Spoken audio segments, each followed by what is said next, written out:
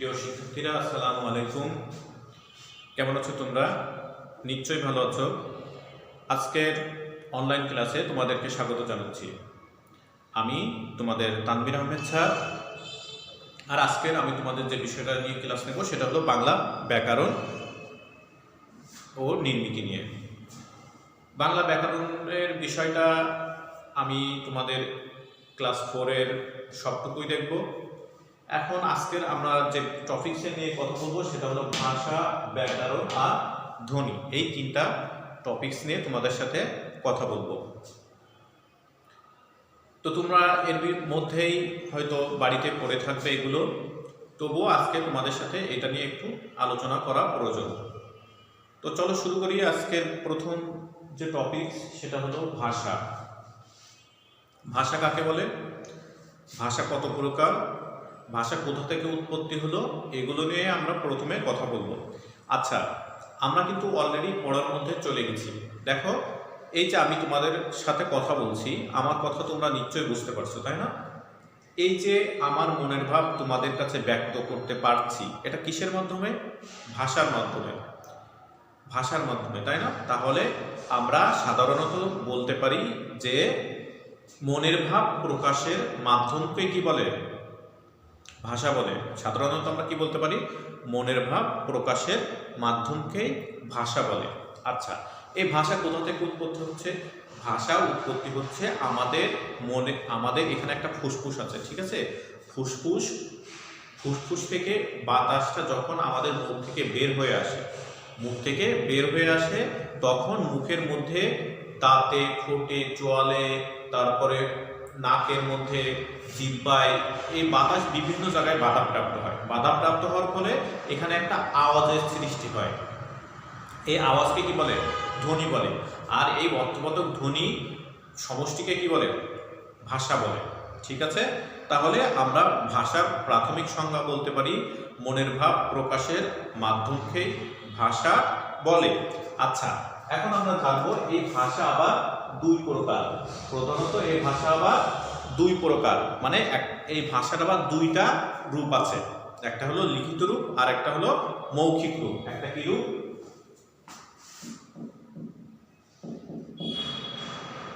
লিখিত রূপ, আর একটা কি আছে? মৌখিক। দুইটা রূপ, একটা হলো লিখিত রূপ আর একটা হলো মৌখিক রূপ। আচ্ছা, তার আগে তোমাদের একটু বলি, আমরা শুধু বাংলাদেশে জন্মগ্রহণ করছি বলে আমাদের ভাষা কি?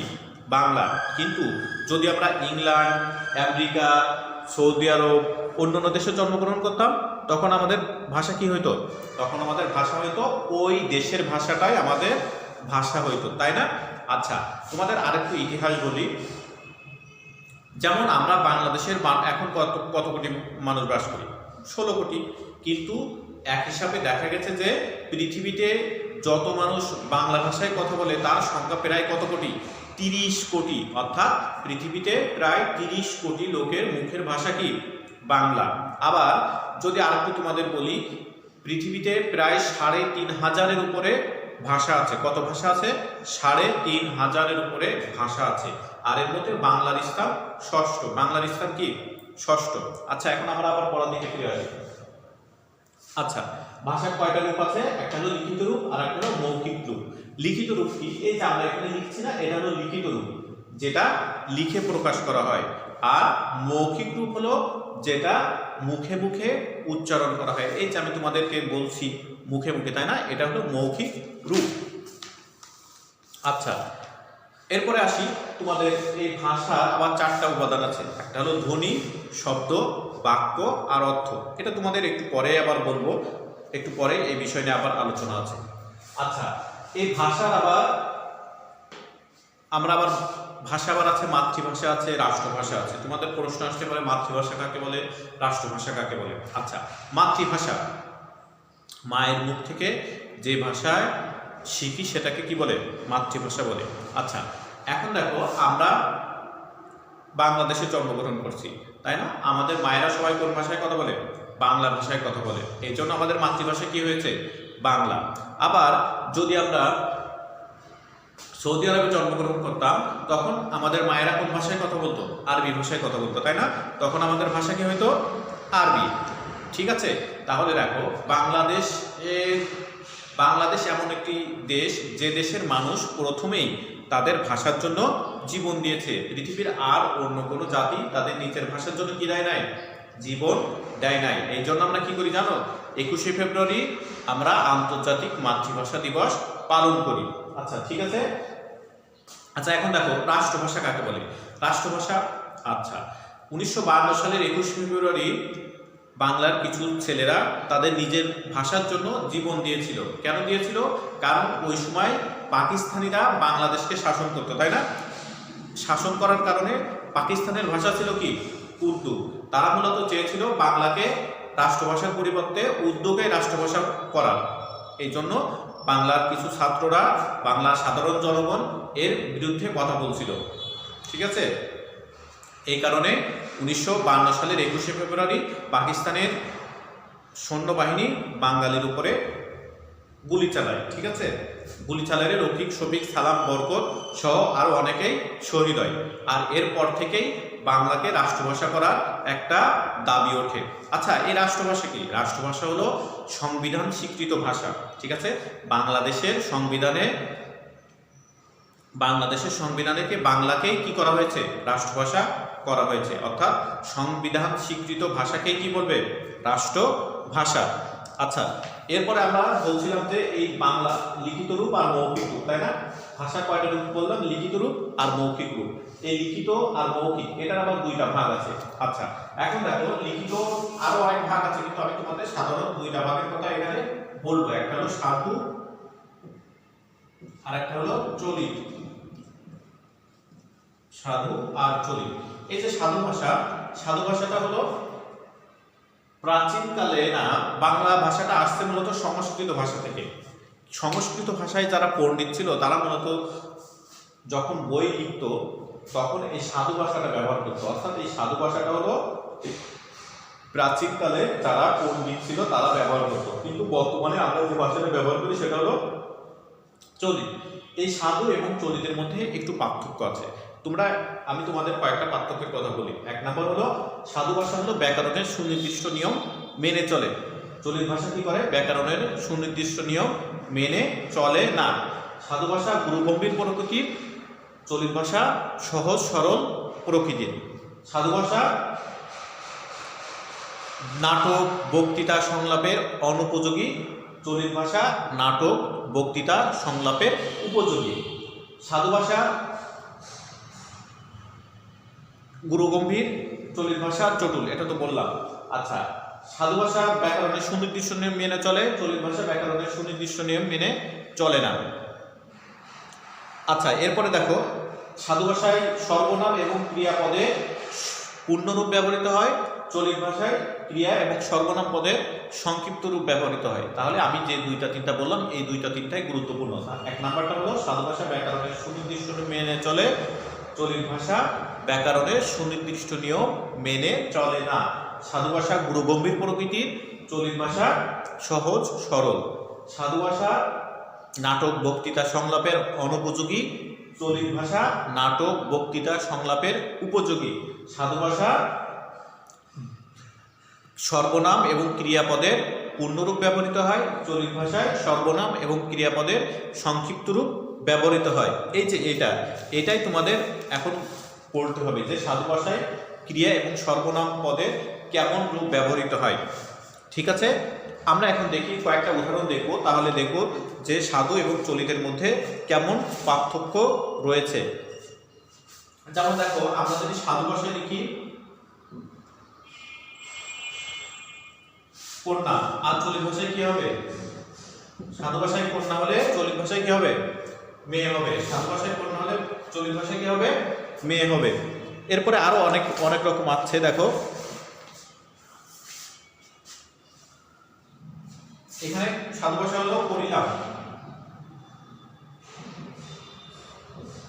আর চলিত ভাষায় কি হবে? করলাম। ঠিক আছে,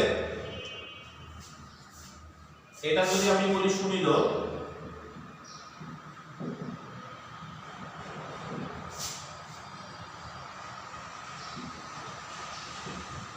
এটা হবে সুন্দর। ঠিক আছে,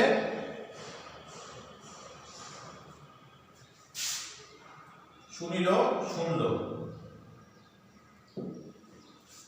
এই যে দেখো, এই যে পার্থক্যটা, এটাই তোমাদের পড়তে হবে। তোমরা তোমাদের ব্যাকরণ বই থেকে এটা ভালো করে পড়ে নিবে।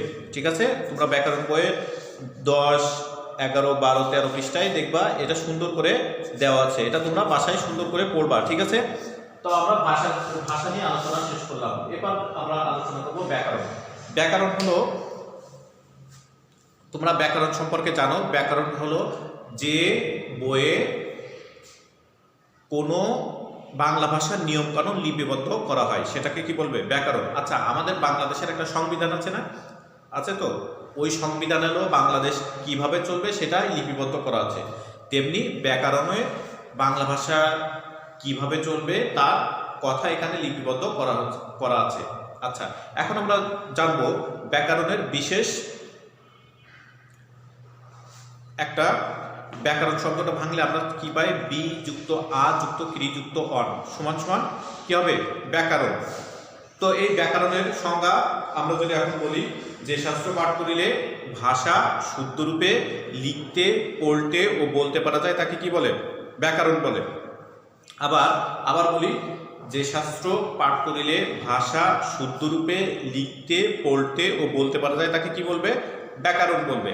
আবার যদি তোমাদের বলি বাংলা ব্যাকরণ কাকে বলে, তাহলে একই রকম প্রায়, যে শাস্ত্র পাঠ করিলে বাংলা ভাষা শুদ্ধরূপে লিখতে, পড়তে ও বলতে পারা যায় তাকে কি বলবে? বাংলা ব্যাকরণ বলে। আচ্ছা, এই ব্যাকরণের প্রধানত দুই প্রকার, একটা হলো বর্ণনামূলক ব্যাকরণ আর একটা হলো ঐতিহাসিক ব্যাকরণ। ব্যাকরণের কয় প্রকার? দুই প্রকার, একটা হলো বর্ণনামূলক ব্যাকরণ আর একটা হলো ঐতিহাসিক ব্যাকরণ। আচ্ছা, এরপর দেখো, এই যে ব্যাকরণের আলোচ্য বিষয় আছে 4টি। ব্যাকরণের আলোচ্য বিষয় কয়টি? 4টি। ব্যাকরণের আলোচ্য বিষয় কয়টি? 4টি। কি কি? ধ্বনিতত্ত্ব। কি কি?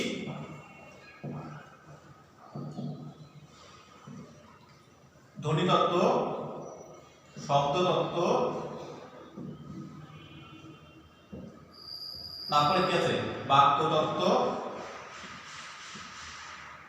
আর 4 নম্বর হচ্ছে কি? অর্থতত্ত্ব। তোমাদের প্রশ্ন আসতে পারে ব্যাকরণ কাকে বলে, ব্যাকরণের আলোচ্য বিষয় কয়টি এবং কি কি? তাহলে তোমরা কি উত্তর দিবা? কি উত্তর দিবা? শোনো, ব্যাকরণ কাকে বলে যদি আসে তখন তোমরা বলবা, যে শাস্ত্র পাঠ করিলে ভাষা শুদ্ধরূপে লিখতে, পড়তে ও বলতে পারা যায় তাকে কি বলে? ব্যাকরণ বলে। ব্যাকরণের আলোচ্য বিষয় কয়টি? 4টি। কি কি? ধ্বনিতত্ত্ব, শব্দতত্ত্ব, বাক্যতত্ত্ব আর অর্থতত্ত্ব। ওকে, আচ্ছা, এরপরে আমরা যে বিষয়টা নিয়ে আলোচনা করবো সেটা হলো ধ্বনি। এরপরে যে বিষয়টা আলোচনা করবো সেটা হলো ধ্বনি। এর আগেই তোমাদেরকে বলছি ধ্বনি কাকে বলে, বলছি না? মনে করো তো। আচ্ছা, বাকযন্ত্রের সাহায্যে উচ্চারিত অর্থবোধক আওয়াজকে কি বলে? ধ্বনি বলে। বাকযন্ত্রের সাহায্যে উচ্চারিত অর্থবোধক আওয়াজকে কি বলবে? ধ্বনি বলে। মনে আছে তোমাদের? আচ্ছা,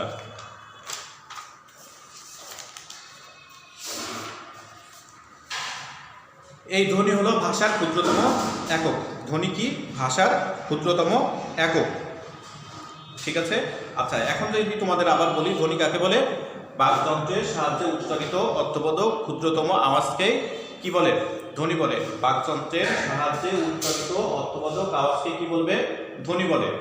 ধ্বনি প্রধানত দুই প্রকার। ধ্বনি কয় প্রকার? দুই প্রকার। কয় প্রকার? দুই প্রকার। কি কি? একটা হলো স্বরধ্বনি